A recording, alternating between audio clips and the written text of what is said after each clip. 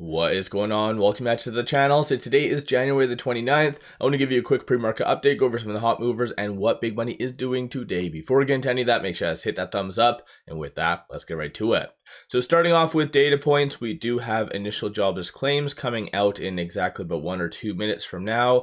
Aside from that, it is going to be the market really digesting what Powell stated yesterday, and that's usually the case. The following day market kind of has some extra volatility, and this is why during the overnight and even pre-market we are seeing somewhat low volume. So anticipate some kind of crazy swings. Aside from that though, another hot topic that most likely is going to be brought up either in the second half of today and if not tomorrow is going to be the government shutdown.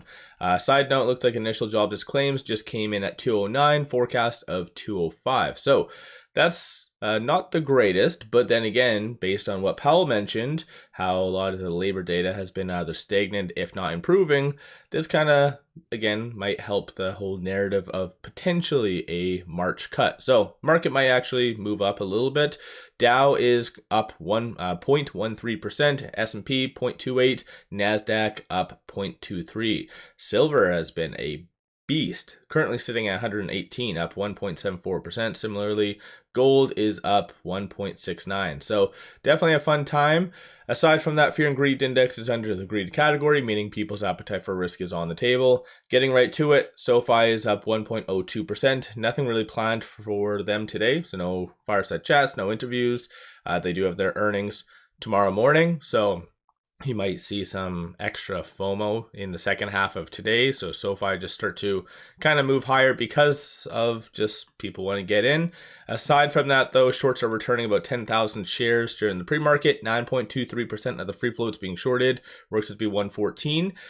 Million shares overall are being shorted. With it right now at 24.88, it is slightly above this S2. So today, just watch for this 24.84 to be a key pivot, either above that, we could see based on the technicals for it to move up to roughly that 25 or potentially break down. So 24.29 will be the following support level. Aside from that, it's going to be their earnings tomorrow. That's going to be the big moneymaker for the most part. So I think the implied move is roughly around 7.2%. So $1.80 almost in either direction is kind of and could be on the table. Moving on, NIO is up, but it is kind of experiencing lower volume. So again, take this with all a grain of salt. There really hasn't been that much, but similar to SoFi, they do have a big data point coming out, and that is they're going to be their monthly numbers. And so there might be some level of FOMO as well with NIO, just for it to kind of move higher. Aside from that, though, shorts are increasing 356,000 shares. 7.84% of the free float is being shorted. Works out to be 159.7 million shares overall being shorted. So this type of price action and whatnot is very similar to what happened yesterday, where unfortunately NIO just opened and it went straight down. So hopefully that doesn't occur, but with it right now at 469, it is right above this pivot point. So 467 is going to be that key level that you really want to watch for NIO to hold. And then 451 will be the following support level. Aside from that, Microsoft. So Microsoft is getting a lot of volume. So they did put out their earnings yesterday. They beat on their top and bottom line, but these were some of the risks that's causing it to kind of go down. Management, mind you, did push back, as you can kind of even see right here, but this is what the market is seeing as somewhat a red flag and potentially pushing it down. Shorts are increasing 4,000 shares. 0.73% of the free float is being shorted. So this isn't a big deal whatsoever.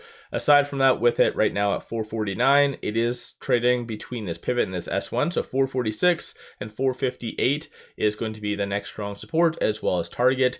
If similar to United Health type of price action does occur, then you could see 438 being hit next. So that'll be the following support level. Moving on, DCX. So this one is up 30+% because of this. So they did regain NASDAQ compliance. And so it looks like they were absolutely getting decimated. Looking at splits, they did a reverse stock split January 22nd, a 1-for-12. So that is why they kind of fixed it. So in general, this kind of does signal a couple of things. One of which is by them doing a reverse stock split on the 22nd and them already getting NASDAQ compliance is pretty bold, because NASDAQ usually does wait for a stock to regain that $1 mark for at least 10 consecutive trading days. So anywhere from 10 to 20, depending on how risky NASDAQ sees the underlying asset. So it's been roughly 10 days or even close, maybe not even that.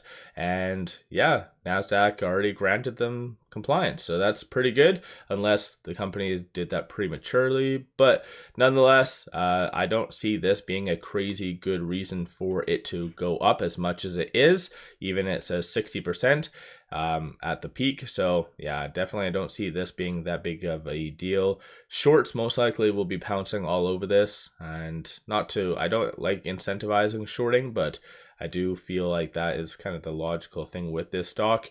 8.14% of the free floats being shorted, works to be 29,000 shares. On a side note, if you don't like to short, you can't do any options. So it looks like there is no options with this. So you kind of just have to do that if you want to make any money. I don't see this being a good buy, unfortunately, but if that is your thing, right now with it at 382, it is trading between this pivot and this S1. So 372 is going to be that very key support that the stock needs to hold. Moving on.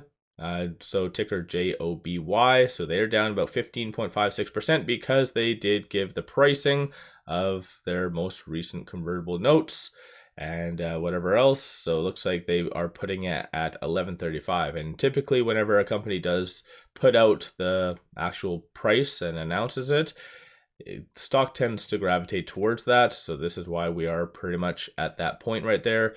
In some cases, you actually do see it recover throughout the trading day. So the market sees this might be as a good opportunity to buy. Right now, shorts are increasing about 39,000 shares, 9.75% of the free floats being shorted, works to be 57 million shares overall being shorted. DTC 2.61 days really does signal that shorts are fairly overextended. Right now with that at 11:30, it is trading between this S2 and this S3. So 11:07 and then 12:21 is going to be the next strong support as well as target. So let me know your thoughts on these stocks. Don't forget to hit that thumbs up and subscribe. I always greatly appreciate that. One final thing, pop over to my Patreon if you're looking for some solid buy signals on stocks, options, crypto. Put out daily day trades, numerous swing trades. Worthwhile to pop over there and check that out. With all that, appreciate all of you watching.